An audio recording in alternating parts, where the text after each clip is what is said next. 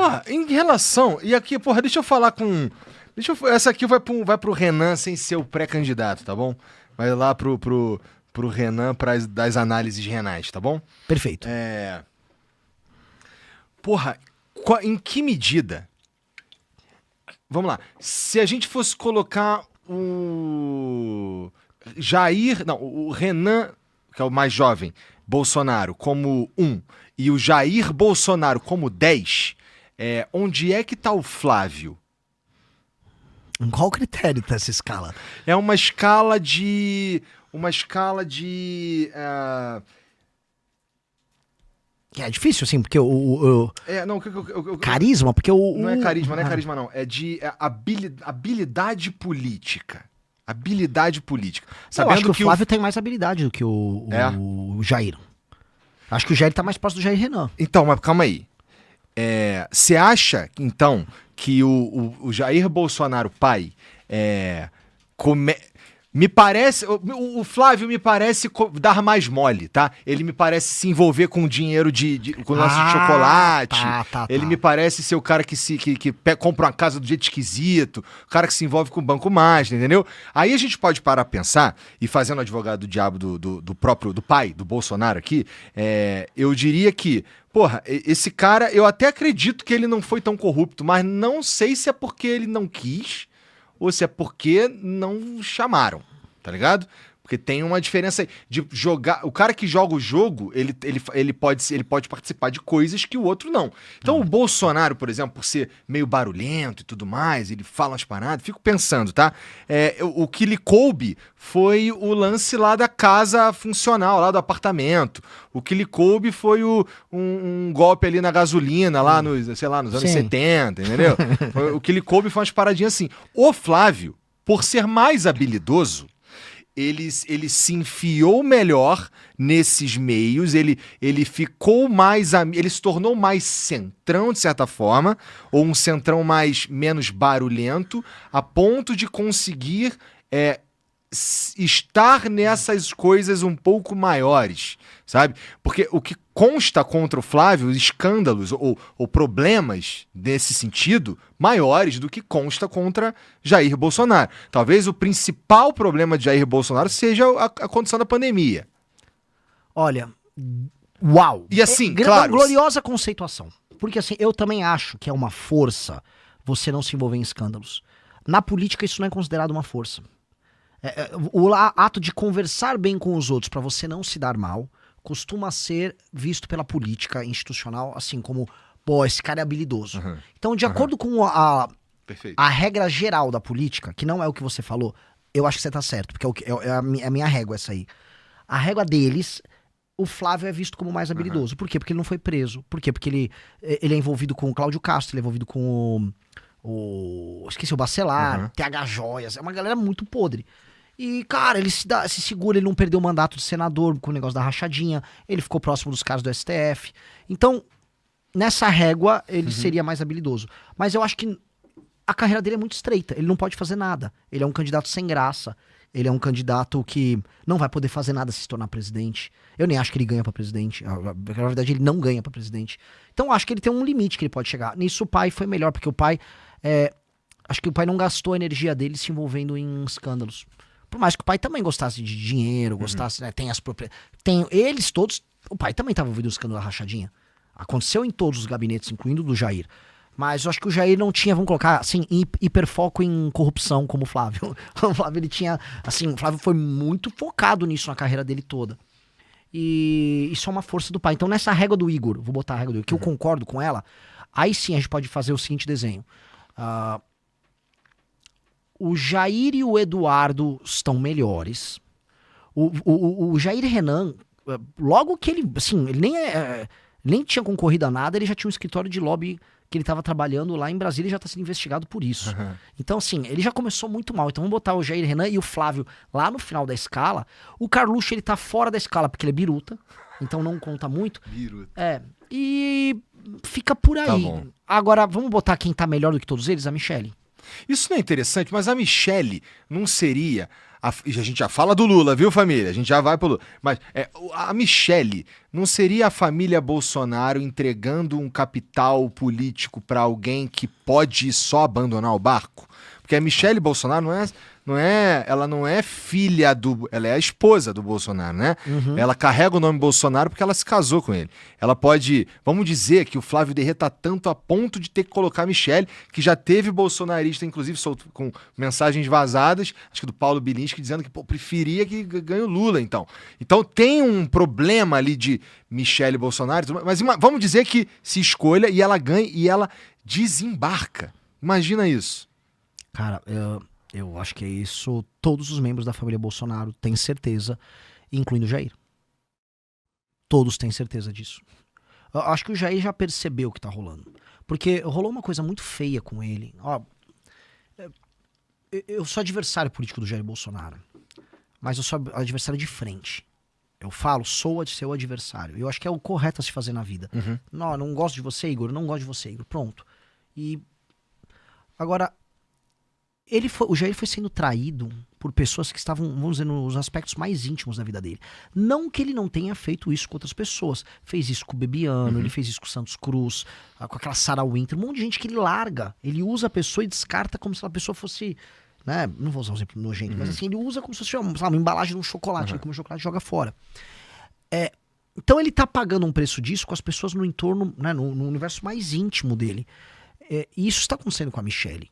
A Michelle passou a desautorizar o que ele e os filhos decidiam em vários lugares. No Ceará aconteceu isso. A Michelle passou a atuar junto com o Nicolas e com, sei lá, Silas Malafaia. Ela é uma operadora política que tem um projeto próprio. E ela, acho que se seduziu pela fama e ela começou a operar para além do interesse familiar, que inclui os filhos. O Jair, no fim do dia, é um homem primitivo. Ele é um homem muito simples. Nessa simplicidade dele, entre a mulher e a prole, ele vai ficar com a prole. Especialmente com a prole homem dele. Ele é um homem simples. Ele vai pensar, meus filhos homens aqui. Ele é um homem tradicional, rústico, tradicional nesse sentido. E eu nem o recrimino nisso. É uma característica de um homem tradicional. Nesse ponto, ele vai ficar com os filhos e não com ela. E nesse ponto, ele já deve ter percebido o que aconteceu. Ele tá com ela ainda, tal, mas ele percebeu, os filhos claramente perceberam. Os filhos não gostam da Michelle, e é por isso que eu acho muito difícil, não impossível, mas muito difícil, substituírem o Flávio pela Michelle. Porque seria uma candidatura de alguém que não é um Bolsonaro, com, vamos dizer, muita raiva dos bolsonaristas, e que seria entendida como uma candidatura que foi um golpe interno no Flávio. Hoje, o Eduardo e o Flávio não é que eles estão juntos, assim. O Eduardo quis ser ele o próprio candidato a presidente quando ele foi para os Estados Unidos. Deu tudo errado, pelo amor de Deus, o cara comemorando que o Brasil estava sendo taxado.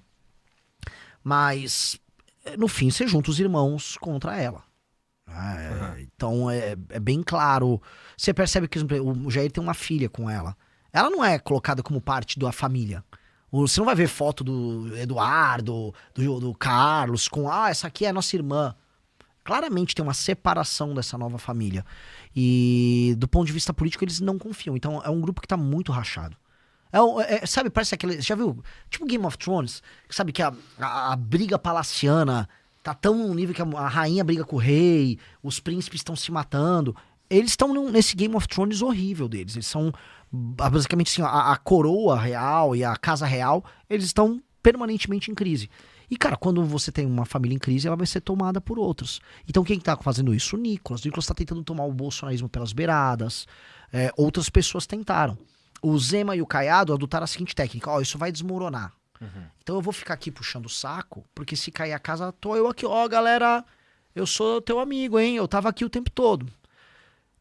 E eu tô avisando assim, galera, isso aqui era uma farsa o tempo todo, que tal a gente fazer a coisa séria igual a gente fez no impeachment da Dilma? É esse o caminho. Eu tô avisando, eu não vou ficar puxando o saco de ninguém, tô avisando que isso aqui ia dar ruim o tempo todo, tô avisando esse eleitor. Vocês fizeram uma escolha errada com os Bolsonaro, e agora vocês estão pagando por isso. E o eleitor está percebendo. Eu não vi até agora uma unidade de eleitor empolgado do Flávio. O cara na rua, aqui é Flávio, o Flávio tem um plano. Ele sabe que não. As pessoas amavam o Jair. O eleitor do Jair amava ele. E, Igor, assim, eu tô no chapeuzinho análises renais, né? No chapeuzinho Renan pré-candidato. O Flávio, quando as pessoas votaram no Jair Bolsonaro em 2018, muita gente, né, da imprensa votou no ódio, discurso de ódio, o ódio das redes. Não era ódio das redes, as pessoas estavam muito otimistas sobre o Jair. Elas achavam que o Jair ia mudar. As pessoas fizeram um voto baseado numa emoção boa no Jair. E este é um ponto que ninguém leva em consideração. Eu concordo, eu acho que sim, é até difícil discordar disso, mas também teve uma parcela interessante de antipetismo, não teve? Teve. Mas assim, eles pegaram o eleitor do antipetismo, é que o lance todo é o seguinte, o eleitor antipetista... O cara que votou por antipetismo, ele simpatizou ainda por cima. É mais do que isso, eu vou dar um exemplo. Tá. Eu sou um antipetista por natureza. Tá. Em 1989, eu fui com meu pai no final do Brasileirão, ver o São Paulo e Vasco. Você é vascaíno? Eu sou Mengão. Ah, você é Menga, então tá tudo bem. Tá. Porque a gente é do União do Punho Cruzado, né? Pois bem, o São Paulo perdeu pro Vasco, gol do Sorato na final, e eu fui lá, como hoje um sofredor que é um São Paulino, fui assistir o meu time perder. E o Lula tava lá, fui torcer pro Vasco. Aí meu pai mostrou o Lula, eu xinguei o Lula, mandei o Lula tomar naquele lugar, que eu já, né, enfim. Então minha família sempre foi antipetista.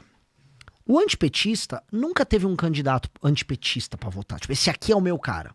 A gente votava porque a gente tinha medo do PT. O Fernando Henrique foi um bom presidente. Mas as pessoas vão falar, que é FHC. Nunca existiu isso. Quando vem os anos 2000, aí você tinha que votar assim. Aécio, Alckmin, Serra. Quando o MBL surge, e acho que esse é o grande mérito nosso, a gente falou, cara, você tá cansado de perder. Você tá cansado de ver o Lula ganhar e roubar e nada acontecer, escândalo de mensalão, petrolão. Cara, vamos derrubar esses caras. Vamos parar de perder. Mas vamos derrubar na regra do jogo, vamos fazer as maiores manifestações. E aí esse eleitor começou a ter Lava Jato, manifestação. Então esse eleitor que ele tinha uma coisa política negativa, de negação ao PT, ele começou a ficar, vencendo, 2, otimista. Pô, vamos tirar esses ladrões, o Brasil vai melhorar, o Brasil vai dar certo, o Brasil vai porrar. Pô, vamos lá. Então a galera entrou numa vibe otimista. Quando você fica muito otimista, o que acontece? Em tudo na vida, você fica meio otário também. Você abre suas defesas, porque você tá otimista, e alguém pode te levar a erro. Essa pessoa, quem foi o candidato que pintou nesse processo quando ele tava otimista, foi o Bolsonaro. A pessoa identificou o Bolsonaro como... Pô, ele é que nem eu, ele quer matar os vagabundos, ele não é ladrão, ele tá apontando o dedo pros corruptos, ele é carismático, ele faz arminha. Eu acho que a construção desse cara também... Porque assim, quando a gente tá falando de um ponto em 2018, né? É claro que tem uma construção que vem antes, tem todos os escândalos, é a história que você estava contando. E o Bolsonaro, ele vem construindo uma reputação que essa, pra mim, é a maior mistério, é uma reputação de mito. Ali a partir de 2016 pra frente, eu lembro, cara, sabe por que eu lembro? Porque eu tinha um canal de videogame antes, eu fazia vídeo de Mario Maker, sabe qual é? Mas de vez em quando eu fazia uns vlogs. Sim. E aí, teve um dia que os caras estavam indo nos meus vídeos lá, que eu não falava muito de política, mas não falava de política, os caras iam falar de Bolsonaro, de mito, não sei o quê. 2016. Isso. E eu vi as coisas que estavam acontecendo no mundo, né? E eu fiz um vlog pra falar, porra, mito? Calma aí, cara. O cara tá aí há mó tempão, deputado, ele não é exatamente o outsider, tá ligado? O ponto, o que eu quero dizer, lá em 2016 ele tava já construindo uma reputação de mito, e em 2018 ele sei lá, contou com a circunstância, né, de não ter o Lula, por exemplo, pra disputar, e levou. Sim, foi exatamente isso. Foi exatamente isso. E a construção do mito... pensa assim, o nome mito estava sendo usado não na política brasileira, mas o Rogério Ceni, ele tinha sido chamado de mito. E aí tinha na iconografia da internet essa coisa de chamar os outros de mito. Então era o mito Ceni. Esse foi um dos primeiros caras grandes a ter o nome mito. Ele é um mito. Eu lembro que eu fiz uma pré-campanha para deputado estadual, uma campanha para deputado estadual do Paulo Batista, que ele era chamado de mito também pelas pessoas. E o Bolsonaro também era chamado de mito. Esse lance do mito era uma coisa de internet, de não quer futebol. dizer que é um... Não, é que ele era um meme legal. Era legal você trollar na internet com o Bolsonaro. Era legal você gravar via, você... Tu diria que o Bolsonaro era o 6'7" da época? Ele era. Ele foi. Por isso que, repara assim, quem estava na tua live, está fazendo o live de Mário, você não era uma senhora de 60 anos que é o público do Bolsonaro agora. Era um garoto. O garoto, ele começa a campanha. Todo o fenômeno de política ou de meme começa com, em geral, homens jovens. Existem os memes de esquerda, os memes de, sei lá, memes gays. Existe um universo próprio. O grande meme da internet, entretanto, ele envolve muito futebol, game, zoeira, e ele é mais à direita. Esse meme, Bolsonaro surge nesse seio como meme. E aí ele cresce como meme. E aí as pessoas não souberam separar o que era o meme do que era o homem real. Aham. O Bolsonaro era um político falho, com vários problemas, beleza. Mas não, ele é um mito. Não, vai ser demais. E aí ele era um homem muito falho. E as pessoas queriam acreditar que ele era o mito. Então as pessoas votaram no mito porque elas estavam muito otimistas. O Bolsonaro vai pra eleição, ele ganha a eleição. Ele tem um evento que é um evento quase profético, o negócio da facada, sobreviver à facada. E aí as pessoas acharam que aquilo era quase simbolicamente falando, um rito de passagem. Ele toma uma facada e ele se torna outra coisa. E aí ele ganha a eleição, só que quem conhecia o Bolsonaro sabe sim que o Bolsonaro é um homem muito simples, não entende nada do que tá fazendo, tem seus problemas de corrupção e não sabe nada como resolver os problemas do Brasil. Ele só sabia falar os chavões. Cara, ele vira presidente e foi aquilo que a gente viu. Então, assim, quando você vota num meme, você tem as consequências de votar num meme. Mas as pessoas votaram num meme porque elas estavam otimistas. E era um sentimento bom que elas tinham com relação ao Bolsonaro. Pois bem, hoje não existe esse sentimento bom com o Flávio. Hoje as pessoas justificam a votação no Flávio, dizendo ele tem chance contra o Lula. É só isso. Ele tá na frente na pesquisa, o que vira quase uma profecia autorrealizável na cabeça deles. Se eu ficar falando que ele tá na frente da pesquisa, ele vai ficar na frente da pesquisa, e aí ele pode ficar na frente da pesquisa, e aí eu justifico que ele tá na frente da pesquisa. O lance é alguém avisar, cara, ele perde do Lula. Tudo desmorona. Se inscreva no canal Cortex Missão e fique por dentro de todos os conteúdos do MBL.